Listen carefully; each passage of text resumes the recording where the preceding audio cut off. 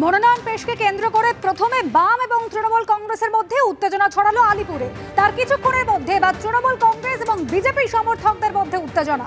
আলিপুরে diamond হারবারের BJP প্রার্থী অভিজিৎ দাস মনোনয়ন জমা দিতে যাচ্ছিলেন এবং সেই সময় উত্তেজনা পরিস্থিতির সৃষ্টি হয়। একে অপরকে উদ্দেশ্য করে স্লোগান, পাল্টা স্লোগান।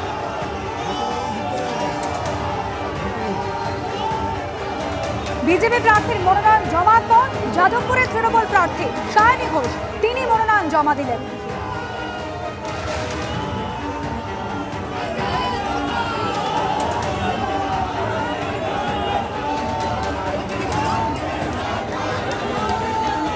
আলিপুর জেলা শাসকের অফিসের সামনে রীতিমতো উত্তেজনার পরিস্থিতি।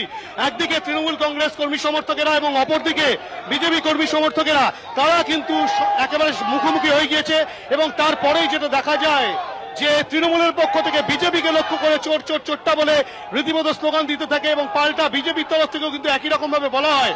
এবং যেটা দেখা যায় যে আলিপুর জেলা শাসকের অফিসের সামনে যখন যাদবপুর কেন্দ্রের প্রার্থী তৃণমূল কংগ্রেসের প্রার্থী সায়নী ঘোষ তিনি আসেন, তার ঠিক আগেই ডায়মন্ড হারবারের বিজেপি প্রার্থী অভিজিৎ দাস তিনি আসেন এবং তারা দুজনেই কিন্তু এই জেলা শাসকের অফিসের সামনে আসার পর যে চিত্র দেখা যায়, রীতিমতো কিন্তু একেবারে উত্তেজনার পরিস্থিতি তৈরি হয়ে রয়েছে। একে অপরকে লক্ষ্য করে স্লোগান দিচ্ছে এবং সেই স্লোগানকে কেন্দ্র করে রীতিমতো উত্তেজনা রয়েছে।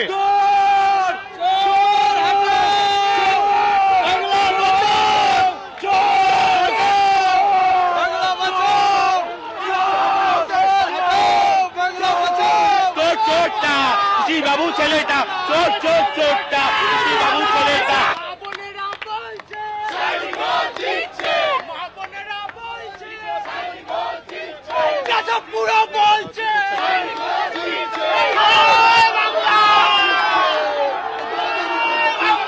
মানুষের প্রচুর আবেগ ভালোবাসা। অরূপদা রয়েছেন, বিধায়করা সঙ্গে রয়েছেন, বাবা সঙ্গে ছিলেন, এর থেকে বড় প্রাপ্তি আর কিছু হতে পারে না। বিশাল সংখ্যক পুলিশ মোতায়েন রয়েছে ঠিকই, কিন্তু তারপরেও একটা উত্তেজনার বাতাবরণ আলিপুর জেলা শাসকের অফিসের সামনে নমিনেশন দেওয়াকে কেন্দ্র করে। ক্যামেরায় অজয় দাসের সঙ্গে হিন্দল দে, এবিপি আনন্দ, কলকাতা। কলকাতা দক্ষিণে সিপিএম প্রার্থী সায়রা শাহ আলীম আজ মনোনয়ন জমা দিলেন এবং মনোনয়ন জমা দিয়ে তিনি পৌঁছলেন প্রাক্তন মুখ্যমন্ত্রী বুদ্ধদেব ভট্টাচার্যের বাড়িতে। প্রাক্তন মুখ্যমন্ত্রী বুদ্ধদেব ভট্টাচার্যের বাড়িতে গেলেন কলকাতা দক্ষিণের সিপিএম প্রার্থী।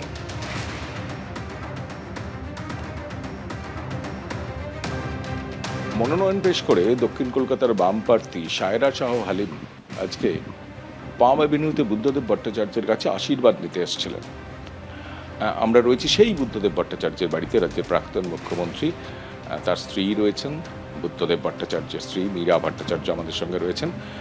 আমরা যে ঘরটায় আছি একচিলতে ঘর, দোকামরার একটা ফ্ল্যাটের ড্রয়িং রুম বলা যেতে পারে এটা। এই যে রুম দেখা যাচ্ছে, এখানেই বুদ্ধবাবু এখন আছেন এবং তার পাশেই আমরা রয়েছি।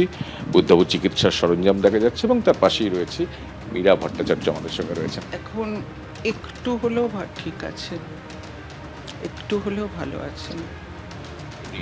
ভোট চলছে, 3 দফার ভোট হয়ে গেল, খোঁজ খবর রাখছেন? বা অবশ্যই অবশ্যই ওনাকে প্রত্যেক দিন পড়ে শোনাতে হয় এবং পার্টি যারা আসেন তাদের কাছ থেকে সব খবর নেন উনি।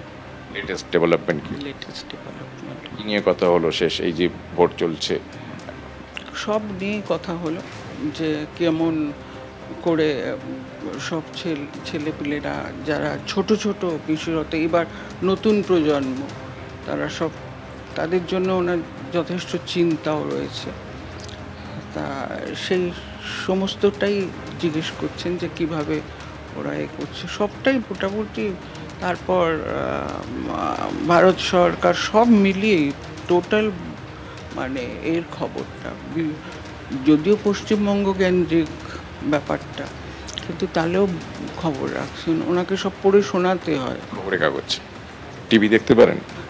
দেখতে তো পান না, শুনতে পান। সায়রা শাহ আলীম প্রথম বললো আমি সায়রা শাহ আলীম, ফুয়াদ আলিমের স্ত্রী। তখন একটু হাসলেন, তারপরে বললেন যে তারপরে আপনি আমাকে আশীর্বাদ করুন, আপনার আশীর্বাদ আমার ভীষণ জরুরি, মানে এতটাই আশীর্বাদ করুন। আর আশীর্বাদ করে আপনি তখন ওর মাথায় হাত দিয়ে আশীর্বাদ করলেন আর বললেন পরীক্ষা কবে, আর প্রস্তুতি কি? একটা পরিচিত ছবি ছিল যে আপনি, সুচেতনা এবং বুদ্ধদেব বাবু একসঙ্গে ভোট দিতে যেতেন এই পাঠভবন স্কুলে। বিগত কয়েকটা ভোটে যেতে পারছেন না উনি, এবার কি সম্ভব হবে? না, একেবারেই না, একেবারেই না। খুব মানে এটা নিয়ে খুব বুঝেছেন, এমন একটা মানে আপনাকে বলতে পারবো না যে আমার এমন একটা আমার সন্তানেরও একটা মানে এই যে আমরা তিনজনে একসাথে ভোট দিতে যাচ্ছি, সেই জায়গায় যখন আমরা দুজন যাই খুব আক্ষেপ থাকে। সেটা ওনার এই যে ভোট দিতে না পারার আক্ষেপটা ওনার তো নিজের থাকেই, ঠিক থাকে, আছে। ভোট দিতে কথা বলেন, খুব কম কথা বলেন, ভোট তো দিতে পারবো না, সেটা যেমন এটা ওনার সন্তানের সাথেই কথা হয়।